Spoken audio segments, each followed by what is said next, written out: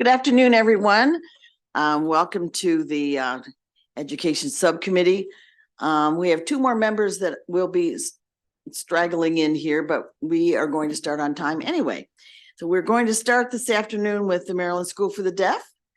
And we have Laura Hyde is the budget analyst, and then we'll have John Serrano. Okay, go ahead. Thank you, Madam Chair. Starting on page 1 with the operating budget summary, Maryland School for the Deaf's budget increases by $1.1 million or 2.1% from $51.9 million in fiscal 2024 to $53 million in fiscal 2025. The increase in this year's proposed budget is primarily due to an increase in personnel expenses, offset by savings for contractual full-time equivalent employees. Turning to page 2, Exhibit 1, under federal stimulus expenditures, in fiscal 2020 and 2021, MSD received $1.2 million in federal COVID-19 relief funds based on enrollment, which the school spent on equipment, curriculum, PPE, and other COVID-related expenditures. The school spent all funds by the deadline of September 2023. Turning to page 3, Exhibit 2, Overview of Agency Spending. This chart shows that $46.4 million, or 88%, of MSD's proposed budget is allocated for regular or contractual personnel, with the remaining $6.6 million, or 12%, for contractual services and other operating expenses. Turning to page 4, Exhibit 3, this is on enrollment. A formula determines MSD's annual enrollment count, which uses a 4-year average to mitigate sharp increases and decreases in the student population.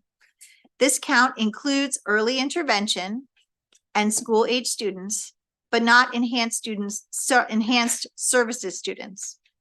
For fiscal 2025, which is the upcoming 2024-2025 school year, MSD's projected enrollment is 563 students, which for the purposes of formula funding totals 530 students. This count represents a slight increase of 4 students from fiscal 2024. However, since fiscal 2021, MSD's formula enrollment count has decreased by 21 students. Turning to page 5, Exhibit 4, Proposed Budget. This chart shows the increase in MSD's proposed budget of $1.1 million from fiscal 2024 to fiscal 2025, which includes $312,000 in general funds, $56,000 in special funds, $126,000 in federal funds, and $584,000 in reimbursable funds. The largest overall increase is for regular personnel expenses, which grows by a net $2.5 million. This increase is offset by $1.9 million increase for the reduction of 55 contractual full-time equivalent personnel. MSD's operating expenses in this proposed budget increased by approximately $600,000. Turning to page 6, Personnel. For fiscal 2025, MSD is authorized 362.5 regular positions and 39 contractual positions, which is an increase of 22.5 regular positions and a decrease of 55 contractual full-time equivalent positions. As of January 2024, MSD has 22 vacant positions with almost 19 vacancies above budgeted turnover. MSD's vacancy rate of almost 6.5% exceeds the fiscal 2024 budgeted turnover rate of 1.1%, which provides the agency with approximately $300,000 in potential vacancy savings. DLS asked MSD to comment on how it plans to spend this vacancy savings in fiscal 2024. Turning to page 8, Exhibit 5, Audit Findings. A January 2024 audit by the Office of Legislative Audits documented concerns regarding MSD's procurement and purchasing practices. OLA found 4 issues that warrant agency action, including 1 repeat finding regarding procurement and vendors for sign language interpreters. Specifically, MSD did not always follow state procurement regulations, failed to obtain Department of General Services and Board of Public Works approvals for contracts, did not publish contract awards on eMaryland Marketplace Advantage, and artificially split certain purchases into smaller transactions, circumventing competitive procurement requirements and the single transaction spending limit. In regard to these findings, the school is requiring agency procurement staff to take courses from the Office of State Procurement, training contract monitors, working with OSP to resolve procurement issues with sign language contracts and overpayments, complying with corporate purchasing card regulations, reviewing and documenting detailed purchase data, and working on a revised memorandum of agreement with their affiliate organization. DLS asked MSD to comment on this audit and recommends language restricting funds pending a report on this issue. Turning to page 12, this is Exhibit 6, Kindergarten Readiness Assessment Scores. Kindergarten students entering MSD take the KRA in 4 areas: language and literacy, mathematics, social foundations, and physical well-being and motor development. MSD's goal for these measures is that 45% of kindergartners will demonstrate readiness in these 4 areas. This graph shows that prior to the COVID-19 pandemic, kindergarten students scored above 40% in mathematics and physical well-being, but below 20% in social foundations and language and literacy. 4 years later, in fiscal 2023, students have not returned to pre-pandemic achievement levels, scoring 30% or below in all tested areas. Of particular note, in fiscal 2023, language and literacy scores and social foundation scores dropped to 5% from 10% in fiscal 2022. DLS suggests that MSD discuss the reasons that KRA scores have not returned to pre-pandemic levels and recommends committee narrative for a report on these scores. Turning to page 13, recommended actions. The first action is the language request for a report on MSD's audit, and the second request is for committee narrative on KRA scores. This concludes my presentation, and I stand for questions. Thank you very much. You're welcome. Great job. Any questions? Okay, John Serrano, take it away. Good afternoon. Good afternoon, Madam Chair, Senator King, and committee. Thank you for having us here. I'd like to reintroduce myself. My name is John Serrano. I am the superintendent, and joining me today to my left is Ms. Ann Miller, our Chief Financial Officer, as well as our Chief Operating Officer at MSD. First, I want to extend our appreciation to Ms. Laura Hyde for her partnership and the hard work that she has done on the legislative analysis and her recommendations. That being said, MSD concurs with the analysis and the recommendations brought forth. We have already submitted our written testimony in response to the report. However, I'd like to take a few minutes to restate our commitment to address those recommendations as it relates to the audit report and to the KRA scores. We are actively working on addressing that now, and we look forward to sharing our results in depth later on this year. Again, we appreciate the state's continued commitment to supporting the Maryland School for the Deaf's mission and vision to provide academic and social opportunities for our deaf and hard of hearing students throughout the state to maximize their potential and become contributing members of the state of Maryland. Again, thank you so much for your time today. Thank you. Do we have any questions from the committee? Okay, you have it easy today. Thank you very much. Thank you. Okay, Laura, while you're here, I think we'll go to the Maryland State Department of Education headquarters. And Carrie Wright mentioned to me yesterday that she was not feeling well, so she will not be here today.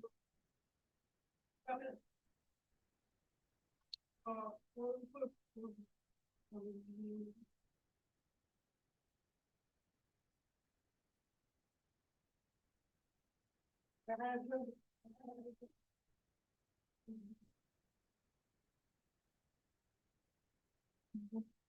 ahead. Thank you very much. Again, this is the analysis for the Maryland State Department of Education headquarters budget. And so we are starting on page 1 with the operating budget summary. This chart shows that MSD's fiscal 2025 budget decreases by $11.1 million or 2.9% to $373.1 million. These changes include net increases of $3.5 million in general funds and $700,000 in special funds, offset by a net decrease of $15 million in federal funds. The next section is MSD's managing for results, and that starts on page 7. Looking at Exhibit 1, this chart shows career and technology education graduation rates for the 22-23 school year, which indicates that CTE graduates continue to outperform the 4-year graduation rates for all Maryland students, which is 86.3%. The CTE graduation rate is 96.6%. Turning to page 8, Exhibit 2, this chart shows the MFR on teacher effectiveness from fiscal 2022, which is included here for reference because these data were not updated in the fiscal 2025 submission because MSD is working to update this measure. Turning to page 9, Exhibit 3, under DOORS employment outcomes. This measure has fiscal 2022 data updated, but not fiscal 2023 data. According to MSD, this measure may need revision because 2 of the objectives were conflated in past submissions, which they are working to remedy. So DLS asked MSD to comment on the teacher effectiveness and DOORS measures. Turning to page 10, under fiscal 2023, DLS notes that MSD had a high number of encumbrances, especially general funds in the Office of the State Superintendent. So DLS asks MSD to comment and recommends a JCR asking MSD to continue to submit a closeout report to provide this information. The next section provides an overview of the agency's budget in fiscal 2025. So turning to page 11, Exhibit 4, overview of agency spending. This chart shows that over 90% of funding is indoors with the Office of the State Superintendent and other MSD administrative offices, with the remaining 10% for school safety grants, information technology projects, and independent units. Turning to page 13, Exhibit 5, this is the proposed budget. This table shows a net decrease in fiscal 2025 of $11.1 million across all fund sources. The primary increase is $18.4 million for personnel expenses, but this increase is offset by decreases in all fund sources for contractual personnel, particularly the $23.4 million in federal funds for contractual positions indoors.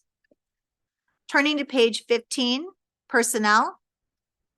Due to contractual conversions, MSDE and independent agencies gain 113 regular positions in this budget, but only a net increase of 5 new positions. As of December 2023, MSD reports 96 vacancies, which are spread across the agency, and a turnover rate of almost 8%, which remains high, but may decrease as positions fill and the agency reduces turnover in fiscal 2024 and 2025.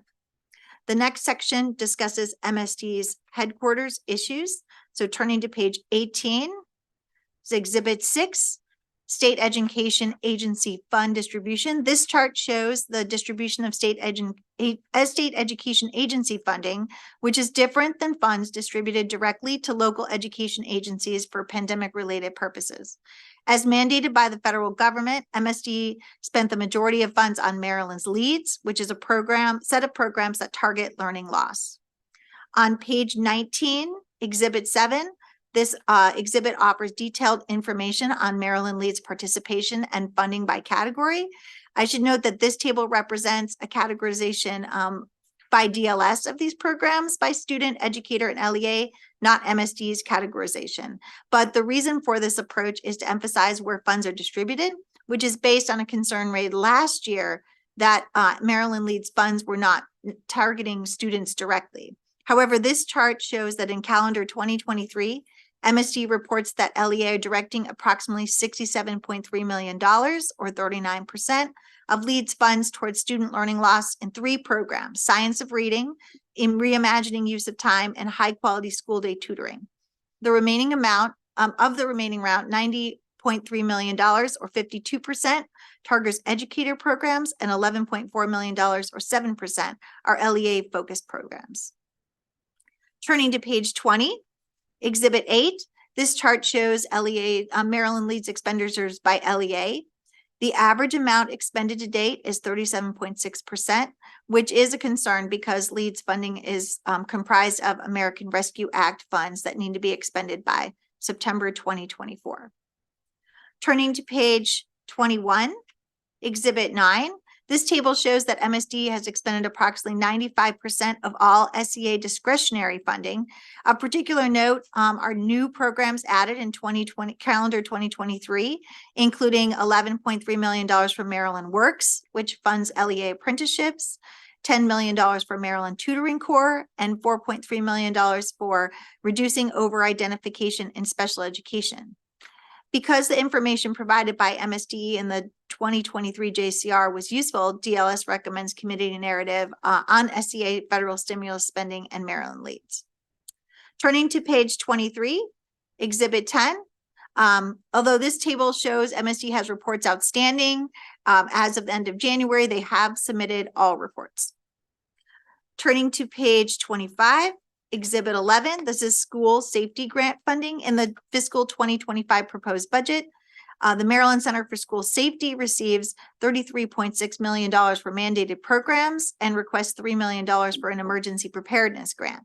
Looking at actuals from fiscal 2023, the school resource officer grant spent a total of $13.7 million, which is $6.3 million less than the appropriation. MCSS reports that LEA do apply for funding, but because grants must supplement, not supplant, local funds and other grant restrictions, LEA are not spending the full allocation. So DLS recommends that MCSS discuss how SRO grants might be used fully, but also recommends canceling special funds for the emergency preparedness grant and returning those funds to the safe school fund balance. With that cancellation, the general fund allowance for SRO grants can be $3 million in general fund savings, while still meeting the $10 million mandate for the program. The next section starts on page 28 and includes DLS's recommended actions. The first action is for a report on accounting practices and closeout. The second recommended action is for the report on SEA federal stimulus funds. And the third recommended action is for a report on Maryland Leads. The remainder of this analysis provides updates on the independent agency managing for results measures, MSD's remediation of Office of Legislative Audit findings, and an update on virtual learning. This ends my presentation, and I stand for questions. Thank you very much. Great job. Well, I think we're doing a little better this year than we were last year with MSDE. It's surely been a year of transition for all of you, and I think we are absolutely on the right track now, and look forward to hearing from you. Thank you. Good afternoon, Madam Chair and committee members. My name is Krishna Tulur. I am. Can you move that microphone a little bit closer to you, please?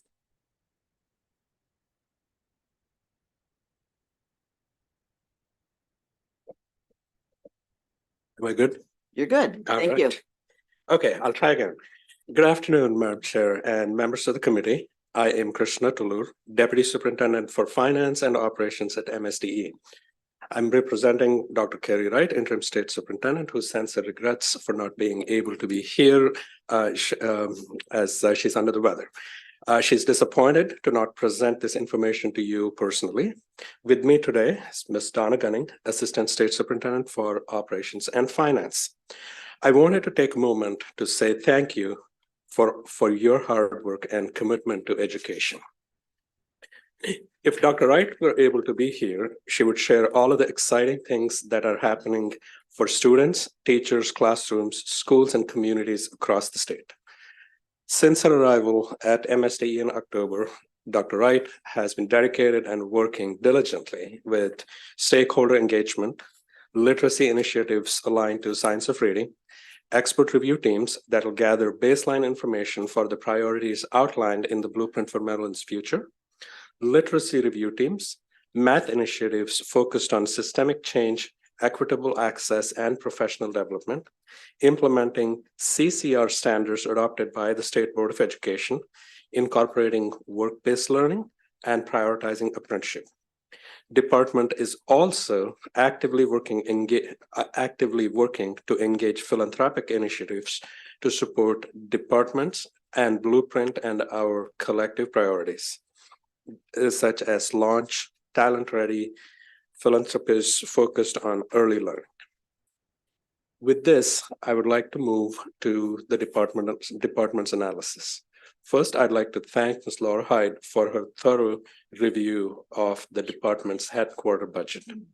The headquarters budget include Maryland Center for School Safety, the Maryland Longitudinal Data System Center, Office of Inspector General for Education. Kate Bryan, Ross Goldstein, and Rick Henry are here today in the event you have any questions for their respective units. Though Kate Bryan is here to answer any questions for MCSS, as the chair of the School Safety Subcabinet, Dr. Wright would like to share her support for the governor's allowance and the MCSS statement that funding for the School Safety Preparedness Grant already exists within the Safe Schools Special Fund.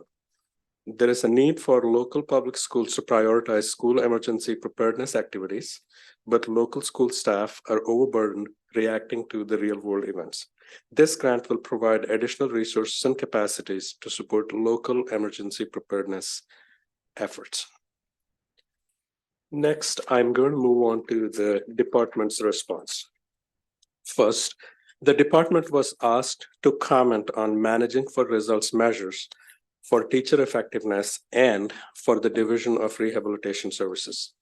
For Objective 2.1, highly qualified workforce, department removed the effective and highly effective measures due to a lack of variation. 97 to 98% of teachers are rated effective or highly effective. The measure was removed from the FY 2025 submission, while the department reviews better measures to demonstrate progress towards meeting this objective. For a DORS measure, the department proposes separating the measures into two objectives: the number of people helped to obtain competitive integrated employment and the number of students receiving pre-employment transition services. The first component is a measure of adults or out-of-school youth with disabilities. Pre-employment transitioning services are only available to students with disabilities ages 14 to 22 who are enrolled in secondary or post-secondary education. MSDE will work with Department of Budget and Management to make revisions prior to FY 2026 MFR submission. Second, the department was asked to comment on the encumbrance balances at the close of fiscal 2023 in the Office of Superintendent and in the Division of Rehabilitation Services. The encumbrance balances in the Office of Superintendent is a combination of funds for education support professional bonuses and assessment contracts.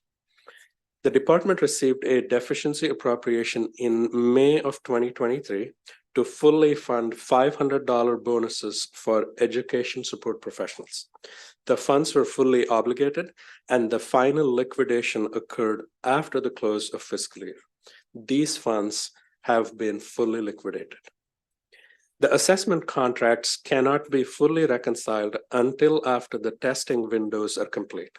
As a result, the reconciliation process can extend into the following fiscal year. These assessment contracts are fully reconciled. The Division of Rehabilitation Services encumbers medical case service funds upon authorization of services. The reconciliation is dependent on clients receiving medical services.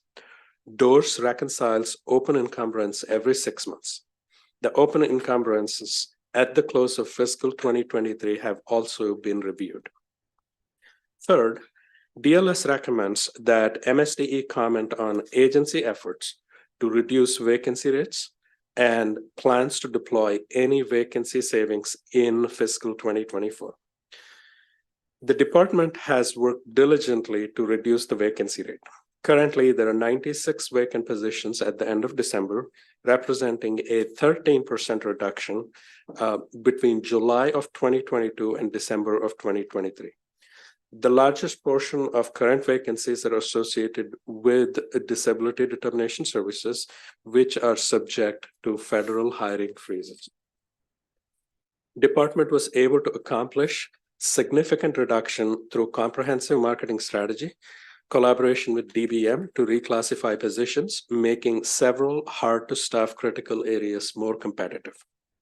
The department is actively monitoring any salary savings in fiscal 2024 and will make decisions if necessary upon repurposing the funds later in spring. Fourth, DLS recommends committee narrative requesting that MSDE continue to report on SEA federal stimulus funding, expenditures, and progress on remediation of learning loss through Maryland Leads and discretionary programs. The department recognizes the need to ensure federal stimulus funding is spent timely and according to the requirements in each grant program. The department is actively monitoring the use and spend rate for these funds and is happy to provide information requested by General Assembly. DLS recommends that MSDE comment on the status of outstanding FRPM response. As Ms. Hyde mentioned, department regrets the oversight, but the final revised report has been submitted to DLS at the end of January. Operating budget recommended action. MSDE concurs with the following recommendations: report on accounting practices, report on SEA federal stimulus funds, as well as report on Maryland Leads. With that, department's testimony is concluded and we are standing by for questions. Thank you. Any committee questions? You know, I think it's been a couple of years really that there's been kind of upheaval there in MSDE, and I really get the feeling that you've hired some good people and all your reports are in, and I'm really hearing good things, that we're really on a good trajectory anyway. So I don't think we have any more questions, and I'm just happy that things are straightening out over there. Thank you, Madam Chair. Senator Benson. Where are we with the Maryland Leads program? Are we moving along with that? Yes, Yes. yes, yes. So Okay. is there anything specific? If there are specifics that you would like, we are happy to provide. You all will come back and talk to us. Yes, we will be happy to provide All information. right. Thank you. Okay, thank you very much. That was easy. Okay, for the third report today is Kelly Norton is going to be the analyst, and Dr. Greg Fowler is here from UMB, University of Maryland Global Campus. Oh, wait, before you do that, I'm sorry. I overlooked two witnesses that we have here for MSDE that I have to do. Phyllis Coleman from AFSCME and Jamessa Fawcett Williams from AFSCME.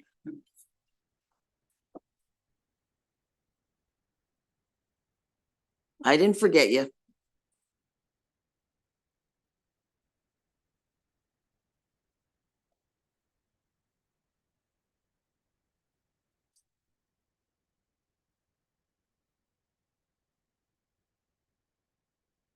Okay, you can go ahead. Good afternoon, Madam Chair and committee members. I am Jamessa Fawcett Williams. I am the president of Local 3644 for Maryland State Department of Education. I am also a vocational rehabilitation specialist, and I work under Division of Rehab Services, DOORS. Every school in the state of Maryland, I'm sorry, I'm speaking in reference to the vacancies that we Okay. have. Every school in the state of Maryland should have a DOORS representative. Because of the vacancies, DOORS counselors actually have more schools than we are properly able to represent. That means that it's not allowing proper representation for our young people who have 504s and IEPs. MSDE also houses the Child Care Licensing Division, where vacancies causes delays in renewals and licensing in Maryland daycare centers. Disability Determination Services is the agency that adjudicates Social Security claims for the residents of the state of Maryland, the medical portion of it. The vacancies in MSDE causes delays in the process of the Social Security claims. All in all, the vacancies at MSDE causes a serious lack of services to our most vulnerable citizens in the state of Maryland: children with disabilities, and those seeking Social Security disability benefits. Thank you. Thank you. Next. Good afternoon. My name is Phyllis Coleman. I also work Can you at kind of turn that microphone around? I'm sorry. There you go. Thank you. Good afternoon. My name is Phyllis Coleman, and I do work also at headquarters at MSDE in our finance and operation division. I've worked there for 12 years overall, with the state for 26, going on 27 years. My concerns with the vacancies is that we need more merit positions, because we have contractual positions, but they're not long-term. Mhm. And that's a concern, and it's a concern, and it's a heaviness per se myself with other duties assigned. And we need the help. We need the help. We need the training, and it takes about a year for that training. So yes, we need the help. Thank you. Okay, thank you. Questions? Senator Benson? How many positions are you talking about? For under I MSDE? wanna hear first you. Okay, so like I said, I work at a field office. So my field office is the office that represents the transition youth for Baltimore City. That means every school system in Baltimore City and East Baltimore County, every school, private, public, and state run, has a representative in our office. Right now, we have six counselors, including my supervisor, and she has a caseload. She's a newly hired supervisor. She got picked for the supervisor position in November, and she has a caseload where she should be representing schools, which she really can't because she's learning to be the supervisor.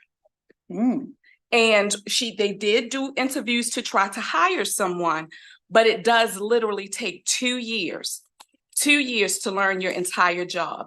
Learning your job means going to IEP meetings, I go to events, after school events, back to school events. I'm at IEP meetings. I go to community events. And a lot of these things I'm doing on my own time because I am passionate about helping the young people with disabilities.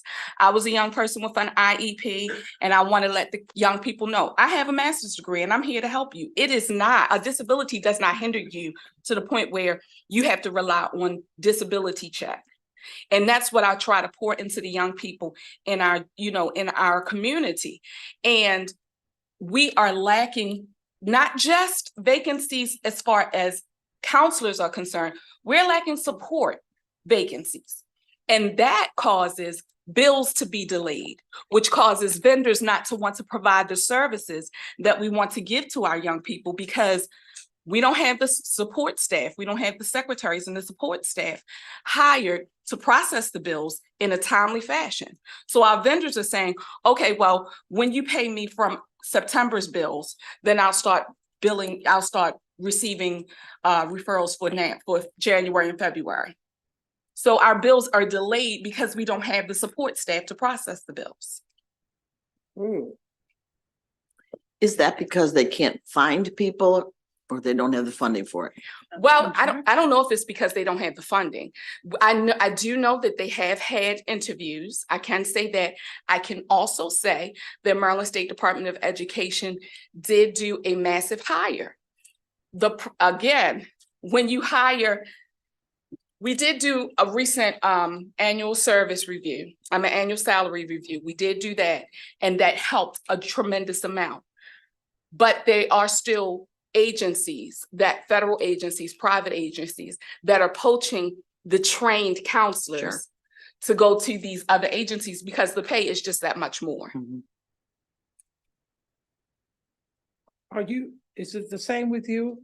Well, I'm the domino effect of that because I work in the finance office and just, right now, we actually in our accounts payable section, we only have one processor and we have one contractual employee, which is a retiree. And the volume is very high, as she just spoke on. So yeah, it's real. It's real. Thank you. Okay, thank you. Thanks for coming over to testify. Thank you. Okay, now, University of Maryland Global Campus.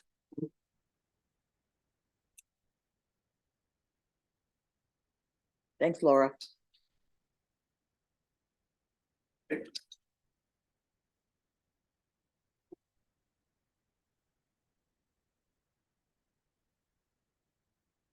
Okay, we're going to start on page 6. Exhibit 1 shows total undergraduate enrollment and category changes from fall 2018 through 2023.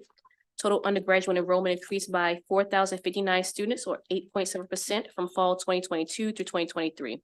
As is illustrated in the exhibit, all categories had increases except concurrent high school students. And total undergraduate enrollment in fall 2023 reached 50,793 students. Exhibit 2 on page 7 looks at UMGC's FTEs enrollment relative to the University System of Maryland as a whole. As shown in Exhibit 2, FTEs enrollment at UMGC represents a growing share of total USM FTEs enrollment. From 2017 through 2023, UMGC represented the largest shares of FTEs enrollment for USM, with College Park representing the second largest portion. Moving to student performance, Exhibit 3 on page 8 provides the second and third year retention rates for transfer students. From 2012 through 2015, the second year retention rate remained fairly level between 69 through 71%. However, from 2016 to 2019, that figure dropped by 10% and totaled 61% in 2019. In 2020, that number rebounded, reaching 69%, which UMGC attributes to new intervention strategies, including eliminating developmental education and strengthening math courses with adaptive learning resources, as well as the development of the Professional and Career Exploration, or PACE, First Term Experience course. As is also seen in Exhibit, third year retention rate has generally mirrored the second year rate, albeit at a slightly lower level. Exhibit 4 on page 8 provides the 4- and 6-year graduation rate for transfer students. As shown in the exhibit, the 6-year graduation rate has steadily increased, reaching 32% for the 2015 cohort, but has decreased to 25% for the 2017 cohort. The 4-year graduation rate had been growing from 2009 through 2015, but has fallen for the last 4 cohorts, totaling 21% for the 2019 cohort. Exhibit 5 on page 10 provides the 8-year graduation rate by Pell and non-Pell recipient status. Non-Pell eligible students graduate at higher rates than Pell eligible students in all the identified categories except part-time transfer students. Exhibit 6 on page 11 shows the amount of institutional aid awarded and total dollar amount of awards provided by category. The amount of institutional aid awarded has increased from $10.7 million in fiscal 2018 to $17.3 million in fiscal 2023.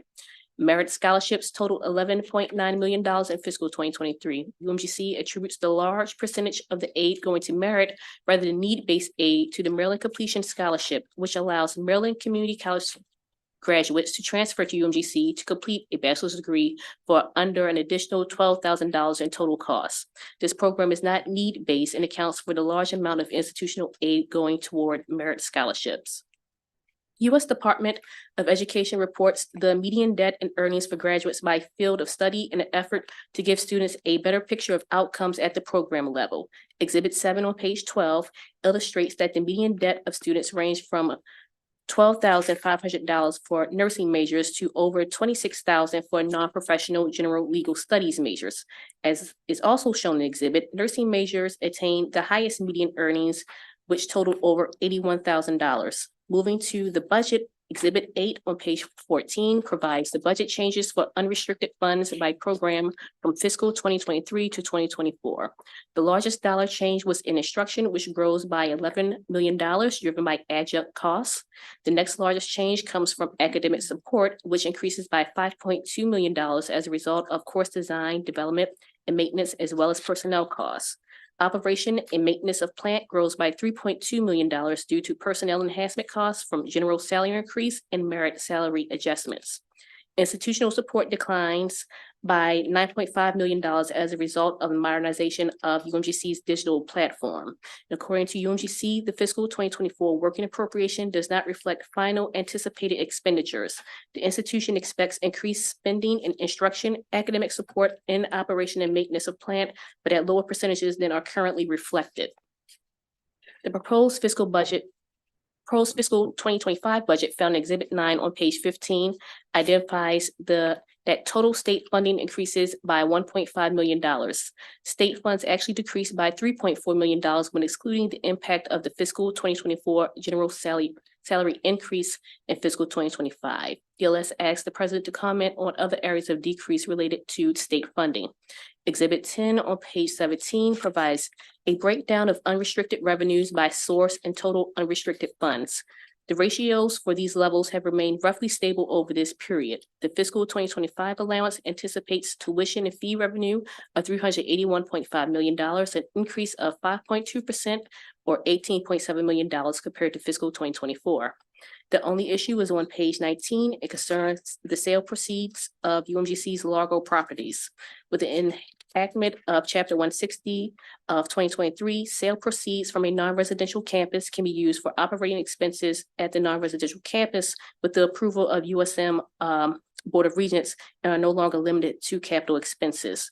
The timing of the change was pertinent because it coincided with UMGC's sale of its Largo properties to MNCPPC for $75 million. USM Board of Regents and BPW approved this real estate transaction in December 2022, and it was completed in March of 2023. UMGC has netted $72 million after broker's fees and can use the proceeds toward operating costs. The plan is to use the proceeds toward future strategic initiatives. Despite the $72 million windfall, UMGC expects to transfer $17.5 million from its fund balance in fiscal 2025. The proceeds are restricted to capital expenses until USM Board of Regents approves requests for operating expenses. The president should provide details on the intended use of the sale proceeds and if it could be used to alleviate the need for the anticipated transfer from the fund balance. An update on the national marketing campaign can be found on pages 21 through 22. The DLS operating budget recommended action is found on page 20, and that is the Cedar University System of Maryland overview for system-wide recommendations. And with that, I conclude my presentation. Good job. Thank you. Thank you. Any questions from the committee? Okay, welcome, Dr. Fowler. Hello, good to see you again. Good to see you. How are you? And good, as I said, welcome. Thank you for having us here, Chair King, and members of the subcommittee. As all of you know, I think at this point, I'm Greg Fowler, President of the University of Maryland Global Campus. And I thank you for the opportunity to speak to you today, offering a summary of my written testimony, which we've already submitted earlier. I am joined by Joseph Sergi, Senior Vice President and Chief Operating Officer, and Frank Principe, who I think pretty much everybody knows, the Senior Vice President and Chief Government Affairs and External Relations Officer. I also, of course, want to thank you, Kelly, our analyst, Kelly Norton, for your guidance and your expertise. It's been a pleasure working with you so far. Before I begin my formal comments, I want to take a moment to acknowledge the more than 56,000 UMGC students each year, many of whom call Maryland home, who serve or have served in the armed forces around the world. Our commitment to educating America's service members and their families remains steadfast and mirrors their commitment to serving wherever their country needs them. In doing this work over just the past 12 months, UMGC team members have seen their homes flooded by a super typhoon in Guam, 2 student service members who lost their lives in an Osprey accident in Okinawa, and both students and staff in the Mediterranean had their lives disrupted by prepare to deploy orders in countries like Italy, or in the Middle East by orders to remain sheltered in place. We are humbled by the opportunity to live and serve with those in uniform and proud to fly the Maryland flag in more than 180 locations in more than 20 countries and territories around the globe, helping ensure access to education and its power to transform lives, and continuing a proud tradition that dates back for more than 75 years, when Maryland was the only state to answer the call to send faculty overseas to teach troops in after World War II in post-war Europe. Today, UMGC's mission remains unchanged.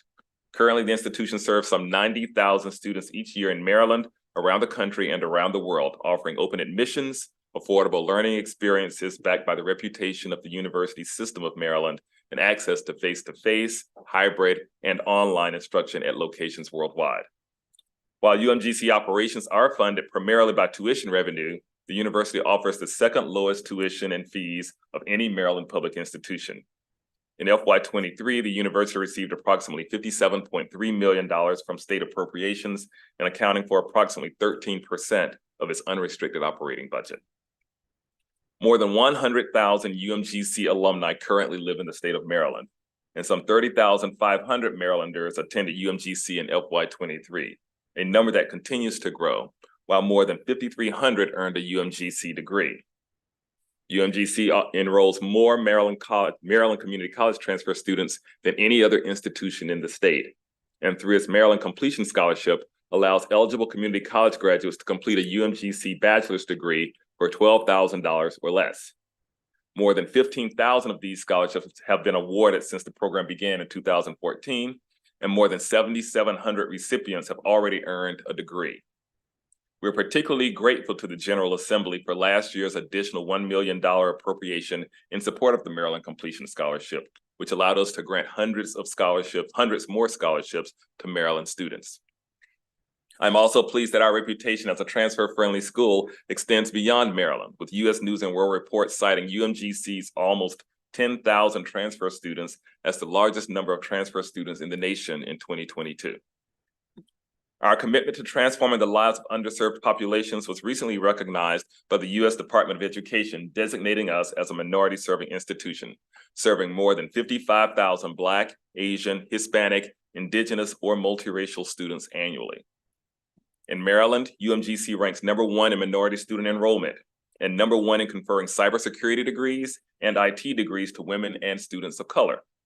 And through win-win partnerships with several of the state's HBCUs, we are seeking to help them add capacity and capabilities in the online and digital space, while also benefiting from their expertise in serving populations that have not always been best served by higher education. Our vision is for UMGC to be the school of choice for adults and businesses because we are learner-centric, data-driven, and skills-based. This year, UMGC released its updated strategic plan, designed to guide the university as it works to achieve that vision.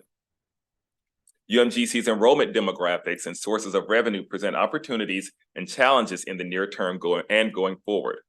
Our workforce-facing strategy includes fostering partnerships either directly or indirectly with corporations such as Geico and MedStar, where the companies cover the cost of the employees' tuition for acquired skills, leaving students with little or no debt.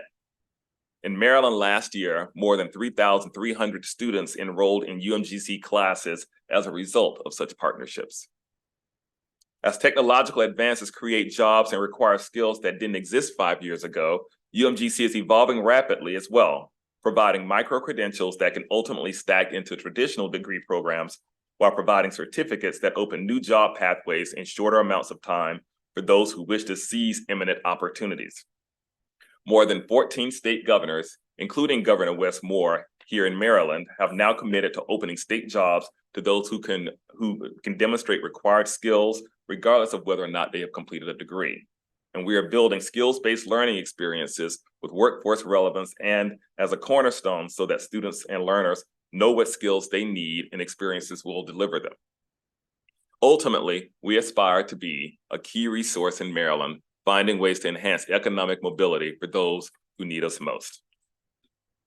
While UMGC continues to seek new ways for learners to gain skills through virtual learning, or for example, the new metaversity that we created, we will also seek to ensure that new technologies close equity gaps rather than expanding them. We were proud, for example, to partner this year with Public Wireless to provide bandwidth at no additional cost to needy students. We will continue to seek new ways to realize the state's commitment to such resources. We will also continue to partner with other post-secondary institutions in Maryland to fulfill the state's goals of accessibility and affordability. In the past year, for example, you may have heard or seen one of many televised news stories about our Prince George's 3D Scholarship Program, which we offer in partnership with Prince George's County Public Schools and Prince George's Community College. Under that dual enrollment program, recent graduate Jamel White was able to complete his high school diploma, an associate's degree, and bachelor's degree in cybersecurity, all debt-free. With hundreds more students registered in this program, we truly are supporting Maryland's degree completion goals.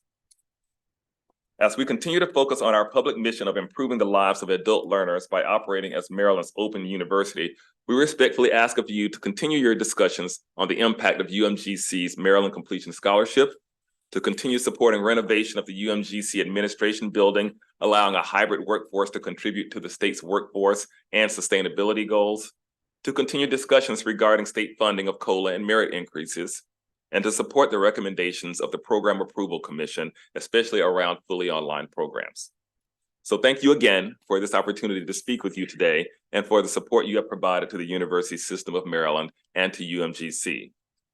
As requested, we submitted our questions and comments as a part of the report, and we stand ready now to answer any questions about that submission or anything else that we've said.